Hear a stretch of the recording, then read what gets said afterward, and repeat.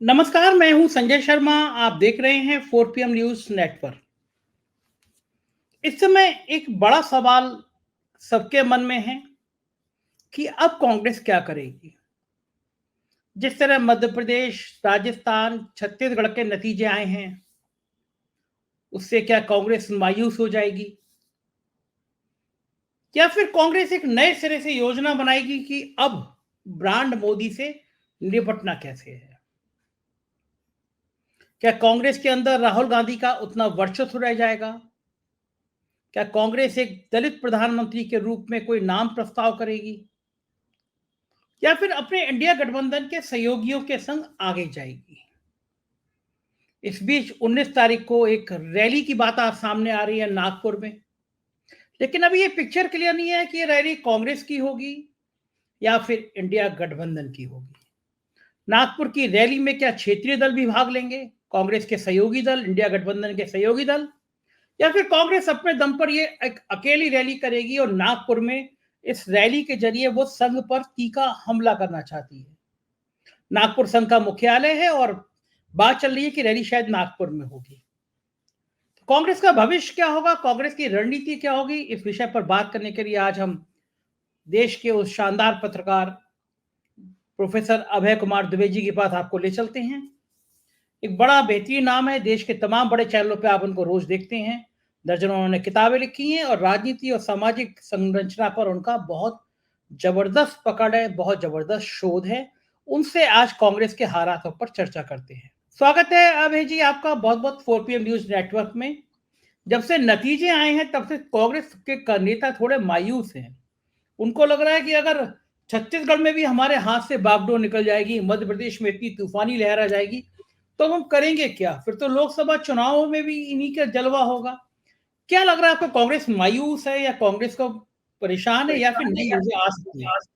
भाई देखिए, 40-41% वोट प्राप्त करने के बाद भी अगर आप चुनाव हार जाएं और इतनी अच्छी चुनावी मुहिम चलाने के बावजूद भी अगर आप चुनाव हार जाएं तो उसमें मायूसी तो होती है। लेकिन कांग्रेस देश की सबसे पुरानी पार्टी है, उसके सारे नेता अनुभवी हैं, पर चुनाव में पराजय उनके लिए कोई नई बात नहीं है।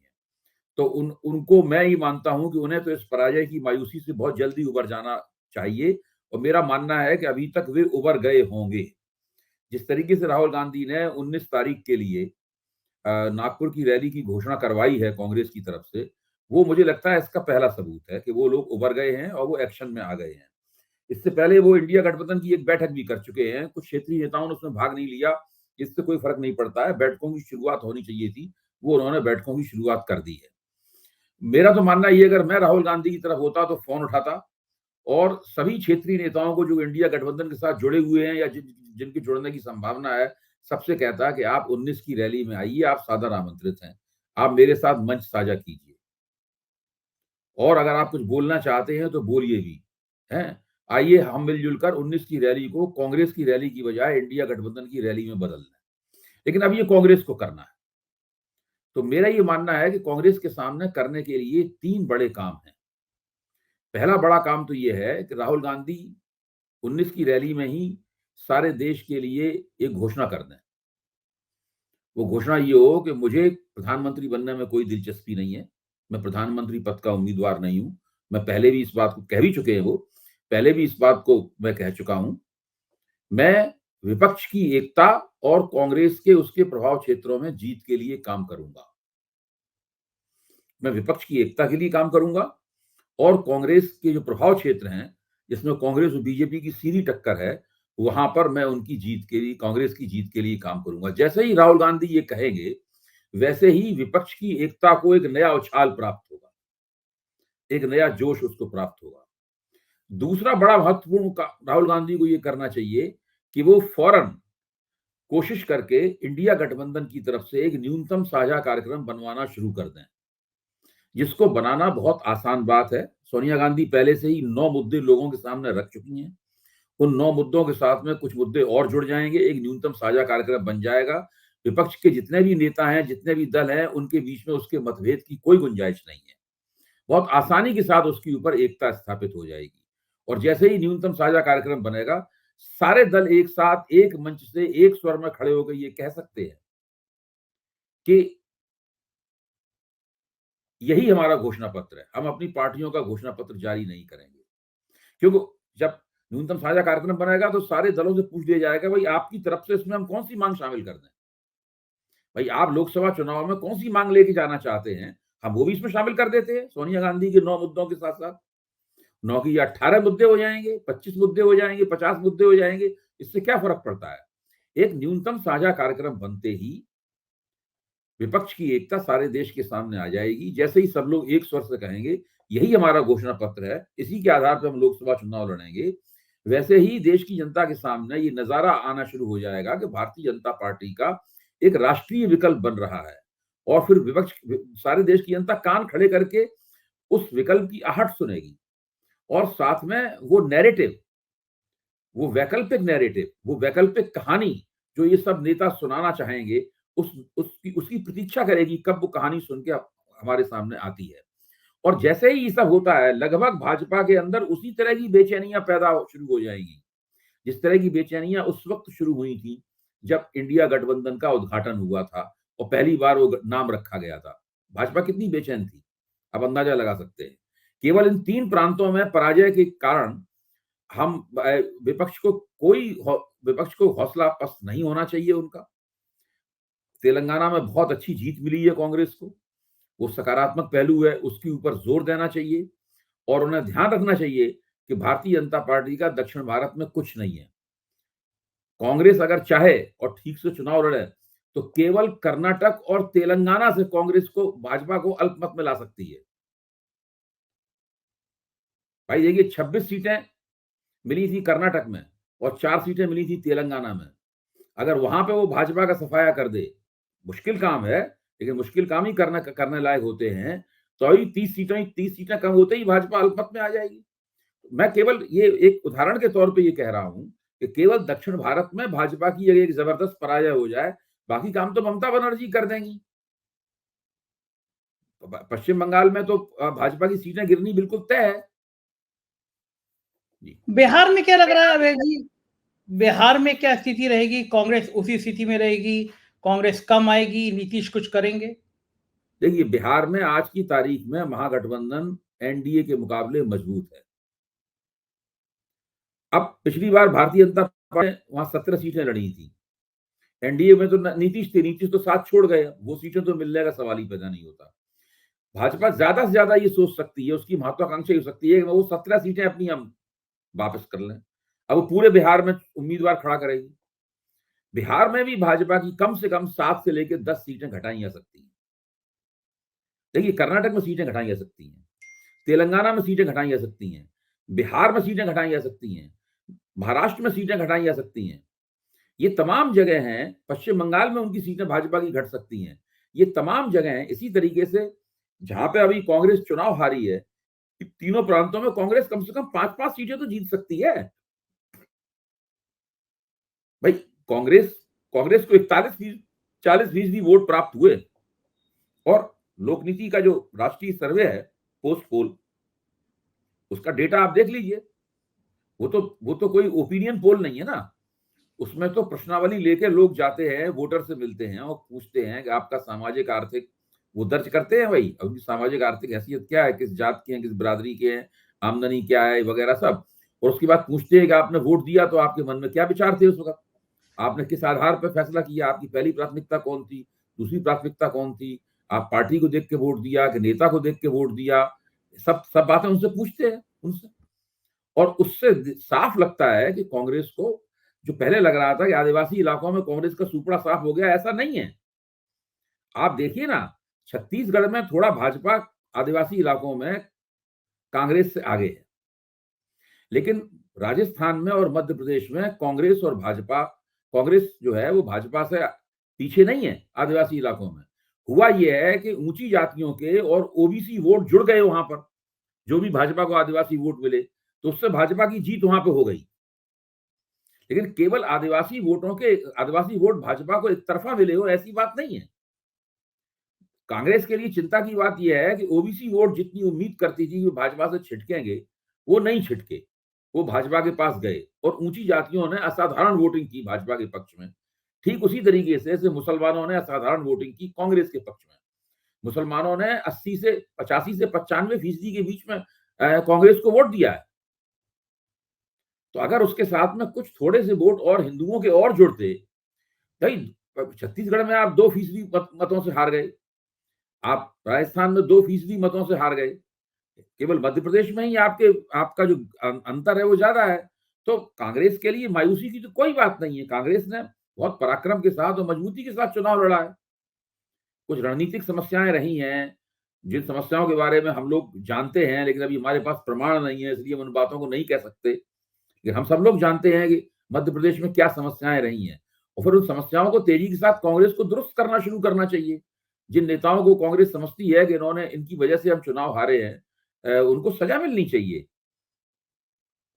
लेकिन कांग्रेस का जो नेतृत्व है, क्या वो मल्लिकार्जुन खड़गे, चूंकि मोदी जी ने भी कहा राजस्थान में कि एक दलित का बेटा है, लेकिन कांग्रेस के होर्डिंग में कहीं मल्लिकार्जुन खड़गे नजर नहीं आते। बात भी सही थी, मध्य प्रदेश और राजस्थान के तमाम होर्डिंगों में सिर्फ राहुल गांधी थे।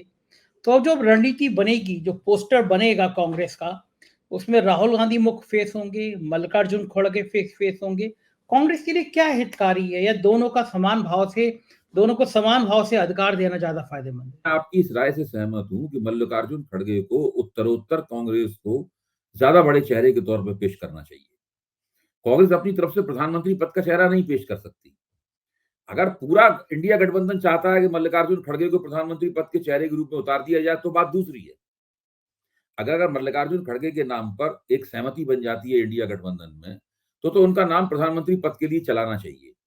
लेकिन अगर सहमति नहीं है तो उनका नाम नहीं चलाना चाहिए। विपक्ष की एकता बहुत महत्वपूर्ण है। जब तक विपक्ष की एकता नहीं होगी, जब तक इंडिया गठबंधन की पार्टियां एक मंच पर खड़े होकर नहीं कहेंगी कि ये रहा हमारा घोषणा पत्र और ये रहे हम सब, और हम सब लोग मिलजुल कर भाजपा के खिलाफ लड़ रहे हैं, वरना वो लोग जो कि भाजपा से थोड़े से नाराज हैं, उन्हें वोट नहीं देना चाहते, वो भी अंततः बीजेपी को वोट दे देंगे।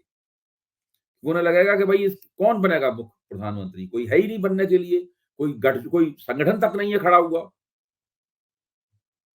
आपको क्या लगता है, अगर इंडिया गठबंधन के साथ ही तैयार हो जाए मल्लिकार्जुन खड़गे को प्रधानमंत्री पद का चेहरा बनाने के लिए, तो देश भर में क्या दलित वोट फिर इस गठबंधन की तरफ आ सकता है? निश्चित रूप से आएगा, बड़े पैमाने पे आएगा। दलित वोट काफी तेजी के साथ जाएगा और आदिवासी वोट पे भी असर पड़ेगा उसका।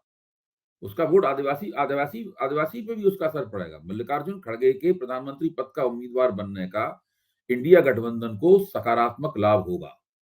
अब कितना प्रचार करते हैं, कितनी मल्लिकार्जुन खड़गे को कितनी दूर दूर तक उनको वो किया जाता है, किस तरह से वो पूरी बात को पेश किया जाता है, सब इस बात पर निर्भर करता है कि आपकी रणनीति क्या है। लेकिन एक रणनीतिक कदम के रूप में ये एक बेहतरीन कदम होगा कि मल्लिकार्जुन खड़गे को पेश कर दिया जाए। वो दक्षिण भारतीय हैं, दक्षिण भारतीय होने के साथ साथ में उत्तर भारत में भी उनके पास एक समुदाय है पूरा का पूरा, वरना आमतौर पर दक्षिण भारतीय नेताओं का उत्तर भारत में कोई बेस आधार नहीं होता है। ये मल्लिकार्जुन खड़गे तो सारे हिंदी बहुत अच्छी बोलते हैं हमारे आपके तरीके से, वो पूरे उत्तर भारत में जम के प्रचार कर सकते हैं और बढ़िया तरीके से गठजोड़ बनाए जाए सब जगह। एक बात चली थी कि रायबरेली सीट से शायद, उत्तर प्रदेश की रायबरेली सीट से शायद सोनिया गांधी चुनाव ना लड़े, वो बीमार रहती हैं। अगर मल्लिकार्जुन खड़गे रायबरेली की सीट से चुनाव लड़ाती है कांग्रेस, दो जगह से लड़े खड़गे जी, तो क्या उत्तर प्रदेश में दलित वोटों को रुझाने में या कांग्रेस को मजबूती देने में एक बड़ा कदम हो सकता है ये? देखिए, अगर उनको प्रधानमंत्री पद का उम्मीदवार बनाया जाता है तो वो कहाँ से चुनाव लड़ते हैं, ये उसका कोई महत्व, उसका कोई ज्यादा खास बात नहीं रह जाती। वो कहीं से भी चुनाव लड़े, वो 2 जगह से भी चुनाव लड़ सकते हैं, 3 जगह से भी चुनाव लड़ सकते हैं, 1 जगह से भी चुनाव लड़ सकते हैं। दलितों को ये मैसेज, ये संदेश जाएगा दलितों को एक दलित का बेटा विपक्ष का प्रधानमंत्री पद का उम्मीदवार है और वो नरेंद्र मोदी के साथ में टक्कर ले रहा है। उसके बाद में सीन धीरे धीरे करके बदलना शुरू होगा। लेकिन अगर ऐसा करना है तो इसमें भी देर नहीं होनी चाहिए। देखिए, समय अब कम रह गया है काफी, पूरे 2 महीने तो इस चुनाव के प्रचार में चले गए। इस चुनाव के प्रचार की शुरुआत होने से पहले करीब 5 महीने का ठीक ठाक समय था। अब समय ठीक ठाक तौर पे 3 महीना का रह गया है। अगर अभी से सारी गतिविधियां नहीं शुरू हुई, एक साथ एक पूरा पैकेज विपक्ष को चाहिए कि देश की जनता के सामने पेश करें। अगर उसमें प्रधानमंत्री पद का चेहरा हो सकता है तो बहुत अच्छी बात है। और मल्लिकार्जुन खड़गे बहुत ही बेहतर चेहरे हैं, मैं ये मानता हूँ, मैं आपसे इस बारे में सहमत हूँ। लेकिन अगर उनके पास ऐसा बेहतर चेहरा नहीं है, इसमें सबकी एकता हो सकती है, तो बिना उस चेहरे के ही न्यूनतम साझा कार्यक्रम के साथ में सब लोगों को चुनाव के मैदान में कूद पड़ना चाहिए। लेकिन अभी तो सहयोगी दलों के बीच में नाराजगी खत्म नहीं हुई। अखिलेश यादव और कांग्रेस के तेवर अभी भी अलग अलग नजर आते हैं। जहां दोनों ये देखिए, अब तो नाराजगी कायम रखना, बनाए रखना, मन में मनभेद बनाए रखना, ये तो अपने पैरों में कुल्हाड़ी मारने के समान है। इन सब लोगों को पता होना चाहिए, और आज मैंने भास्कर में एक लेख में लिखा भी है, अगर विपक्ष अपने पैरों में कुल्हाड़ी नहीं मारना चाहता तो उसको इस बात का तीखा एहसास होना चाहिए कि अगर 2024 में मोदी जी उसी तरह जीते इस तरह 2019 में जीते थे, तो 2029 तक भारत में विपक्ष की भूमिका केवल औपचारिक रह जाएगी। विपक्ष रहेगा, लेकिन सिर्फ फॉर्मल तरीके से रहेगा। विपक्ष का राष्ट्रीय राजनीति में कोई हस्तक्षेप समाप्त हो जाएगा। हम और आप कितनी भी आलोचनाएं करते रहें, कितना भी प्रोग्राम करते रहें, वो राजनीति एक्शन का नाम है, वो नेता करता है। हमारे आपके ऐसे पत्रकार उनकी जगह नहीं ले सकते, वरना हमने और आपने मिलकर तो भाजपा को हरा ही दिया होता अभी तक। मेरा कहना है हराना तो उनको है। सही बात है। लेकिन क्या लगता है आपको, अगर उत्तर प्रदेश में राहें अलग अलग हो गई, समाजवादी पार्टी और कांग्रेस अलग अलग लड़ी, तो ज्यादा नुकसान किसका होगा? नहीं, कांग्रेस को तो कुछ भी नहीं प्राप्त होगा। कांग्रेस को कुछ भी नहीं प्राप्त होगा। समाजवादी पार्टी को भी जितना प्राप्त होना चाहिए उतना प्राप्त नहीं होगा, और भाजपा आराम से अपनी 10, 12 या 15 सीटें बढ़ा लेगी उत्तर प्रदेश में। वो तकरीबन 90-95% उसका स्ट्राइक रेट वहां हो जाएगा उत्तर प्रदेश में। इससे दूसरे राज्यों में जो उसकी सीटें कम होंगी, उसकी वहां से भरपाई हो जाएगी। तो उत्तर प्रदेश में भी थोड़ा भाजपा की सीटों की संख्या में कतरब्यौत करना बहुत जरूरी है। और ये कतरब्यौत हो सकती है कि इसलिए हो सकती है कतरब्यौत कि अगर कांग्रेस और समाजवादी पार्टी के बीच में अच्छा समझौता हो, दूसरी छोटी छोटी पार्टियों को भी उसमें लाने की कोशिश की जाए, भले ही वो इंडिया गठबंधन की औपचारिक सदस्य हो या ना हो। फिर उसके बाद में मायावती से एक बैक चैनल बातचीत शुरू की जाए। मायावती इंडिया गठबंधन में अगर नहीं आना चाहती हैं किसी डर की वजह से, तो वो ना आए। मायावती को भी ये एहसास दिलाना जरूरी है, और उन्हें भी एहसास होगा अगर 2024 के चुनाव में उनकी पार्टी ने खराब प्रदर्शन किया और उनकी वजह से भाजपा जीतती हुई दिखी, भाजपा की सीटें बढ़ती हुई दिखी, तो मायावती की साख पूरी तरह खत्म हो जाएगी। मायावती के पास जो कुछ बचा है वो उनके हाथ से निकल जाएगा। फिर एक दिन दलित ब्यूरोक्रेसी सोच सकती है कि भाई ये हमारी नेता बनने काबिल नहीं रही। उसके बाद मायावती के पास एक बंदा नहीं आएगा, दलित ब्यूरोक्रेसी ही दूसरे नेता की खोज शुरू कर देगी, और वो मायावती की राजनीति का अंत होगा। अभय जी, कांग्रेस के नेता अभी भी इस बात पर विचार कर रहे हैं कि गठबंधन सपा से हो या फिर बसपा से। देखिए, उत्तर प्रदेश की प्रमुख विपक्षी पार्टी समाजवादी पार्टी है। समाजवादी पार्टी ही वहां पर पिछड़ी जातियों की एक एकता बना सकती है। बहुजन समाज पार्टी पिछड़ी जातियों की एकता नहीं बना सकती। बहुजन समाज पार्टी ज्यादा से ज्यादा जाटव वोट ला सकती है। तो बहुजन समाज पार्टी गठजोड़ में, विपक्षी गठजोड़ में एक अतिरिक्त, एक देशी वोट तो ला सकती है उसके साथ में, लेकिन वो कोई बड़ी एकता विपक्ष की बनाना उसके बस की बात नहीं रही है। वो पुरानी बहुजन समाज पार्टी नहीं है। इन लोगों का कहना है अगर सपा की बजाय बसपा को अगर कांग्रेस चुनती है, तो मुझे लगता है इससे कांग्रेस को नुकसान होगा और बसपा को भी कोई विशेष लाभ नहीं होगा इससे। इन लोगों का कहना यह है कि अगर बसपा के साथ जाते हैं तो दलित और मुसलमान वोट मिल जाएगा हमको। देखिए, कांग्रेस को तो मुसलमान वोट वैसे भी हर जगह एक तरफा मिल रहा है। आप क्या बात कर रहे हैं? अगर समाजवादी पार्टी और कांग्रेस से गठजोड़ हो जाए तो 90-95% मुसलमान वोट मिलेगा उस गठजोड़ को। मायावती को एक मुसलमान वोट नहीं मिलेगा, एक मुसलमान वोट नहीं मिलेगा। मैं गारंटी से बॉन्ड पे लिखवा के आप मुझसे ले लीजिए। जिन क्षेत्रों में मुसलमान उम्मीदवार भी खड़ा करेंगी, उसको भी ना के बराबर मुसलमान वोट मिलेगा। अच्छा अभय जी, अगर दोनों अलग अलग होकर लड़ते हैं, सपा और कांग्रेस, तो मुसलमान वोट किसको जाएगा? तो मुसलमान वोट बट जाएगा। मुसलमान वोट सपा को भी मिलेगा, कांग्रेस को भी मिलेगा, फुटकर वोट मायावती को भी मिल जाएगा, और मुसलमान वोट की थोड़ा बहुत जो असर हो सकता है चुनाव पे, वो भी खत्म हो जाएगा, बिखर जाएगा वोट। 2024 में बड़ा नुकसान अगर मोदी जी वापस आते हैं उत्तर प्रदेश में, दोनों अलग अलग लड़ते हैं, तो पॉलिटिकल पार्टी के रूप में अखिलेश यादव को ज्यादा नुकसान है या कांग्रेस को ज्यादा नुकसान है? दोनों को बहुत नुकसान है। देखिए, कांग्रेस तो उत्तर प्रदेश में उनके पास बहुत ज्यादा कुछ है नहीं, तो ज्यादा नुकसान तो अखिलेश यादव को होगा। उसके बाद नुकसान होगा बहुजन समाज पार्टी को। कांग्रेस को जो नुकसान होगा वो तो तीसरे नंबर का नुकसान है। भाई, दो महत्वपूर्ण क्षेत्रीय शक्तियां जिनके सारे दांव उत्तर प्रदेश में लगे हुए हैं, वो सपा और बसपा है। कांग्रेस तो उस स्तर की पार्टी है नहीं ना व्यवहारिक रूप से उत्तर प्रदेश में। उत्तर प्रदेश के संदर्भ में मैं कह रहा हूं, वैसे तो कांग्रेस बहुत बड़ी पार्टी है। उत्तर प्रदेश के संदर्भ में कांग्रेस विपक्ष की तीसरे नंबर की पार्टी है। तो ज्यादा बड़ा नुकसान सपा और बसपा को होगा। इस मेरे ख्याल से सपा और कांग्रेस के गठजोड़ के अलावा और कोई विकल्प नहीं है। ये गठजोड़ बने और दूसरी छोटी छोटी पार्टियों को भी, जो भाजपा विरोधी हैं, उन नेताओं को अपने साथ जोड़े। जैसा होते हुए दिखाई देगा तो मायावती भी सोचने पर लगेंगी कि भाई कुछ किया जाए। क्योंकि देखिए, अगर 2024 में बसपा कोई सीटें वीटें नहीं जीतती है और वो उसका वोट शिफ्ट होकर विधानसभा चुनाव की तरह भाजपा की तरफ जाते हुए दिखाई पड़ता है, तो आप समझ लीजिए कि मायावती की उल्टी गिनती शुरू हो गई। अभय जी, सपा और बसपा को एक मंच पर लाना कांग्रेस के किस नेता के बस की बात है? किसी की नेता के बस की बात नहीं है। देखिए, मायावती इस वक्त एक, जिसे कहते हैं ना कि फियर साइकोसिस, वो एक डरे हुए मानस की नुमाइंदगी करती है। इसीलिए वो कह रही हैं कि मैं किसी के साथ कोई गठजोड़ नहीं करूंगी। वो भी जानती हैं कि इस बात का मतलब है कि वो भाजपा का खेल खेल रही हैं। हर ऐसा बयान वो देती हैं, इससे भाजपा को फायदा होते हुए दिखाई पड़ता है। नहीं तो वो उनका डरा हुआ मानस, तभी डरे हुए मानस से उनको मुक्ति दिलाने के लिए उनको दिखाई पड़ना चाहिए कि राष्ट्रीय स्तर पर, प्रदेश के स्तर पर एक गठजोड़ बड़ा सामने आ रहा है, जिसके साथ जुड़ के वो खुद को भी फायदा पहुंचा सकती हैं और मोदी, जिसने उनकी राजनीति को पूरी तरह ढक्कन बनाने की स्थिति में ला दिया है, उसको झटका दे सकती है। तो अभय जी, इतनी बड़ी नेता मायावती, उत्तर प्रदेश जैसे बड़े राज्य की कई बार मुख्यमंत्री रह चुकी, उन्हें ये राजनीति क्यों नहीं समझ आ रही जो आप बता रहे हैं?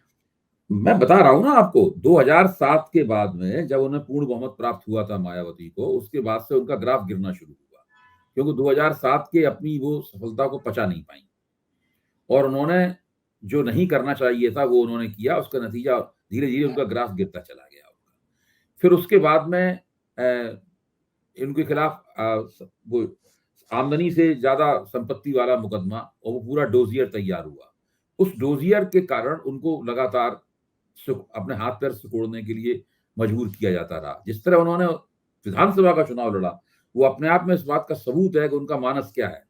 विधानसभा चुनाव में मायावती ने क्या किया? एक इतनी बड़ी नेता, इसका इतने बार मुख्यमंत्री रह चुकी है, अकेले दम पे उत्तर प्रदेश में उसने बहुमत प्राप्त किया। क्या उस तरह से विधानसभा का चुनाव लड़ेगी जैसे वो लड़ी?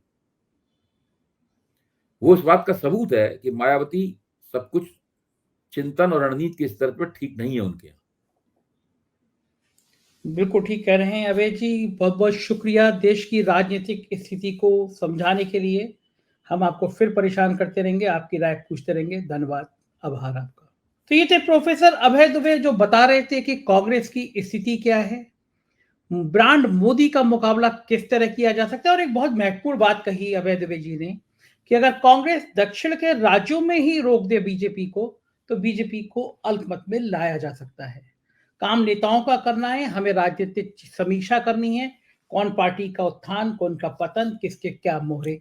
आपको समझना है राजनीति की बातों को, तो 4 PM देखते रहिए, सब्सक्राइब करिएगा, ज्वाइन करिएगा। हमारे राज्यों के चैनल हैं 4 PM यूपी, बिहार, गुजरात, महाराष्ट्र, कर्नाटक, राजस्थान, मध्य प्रदेश और अब 4 PM बॉलीवुड भी। इनको भी सब्सक्राइब करिएगा, प्यार बनाए रखिएगा। शुक्रिया, थैंक यू।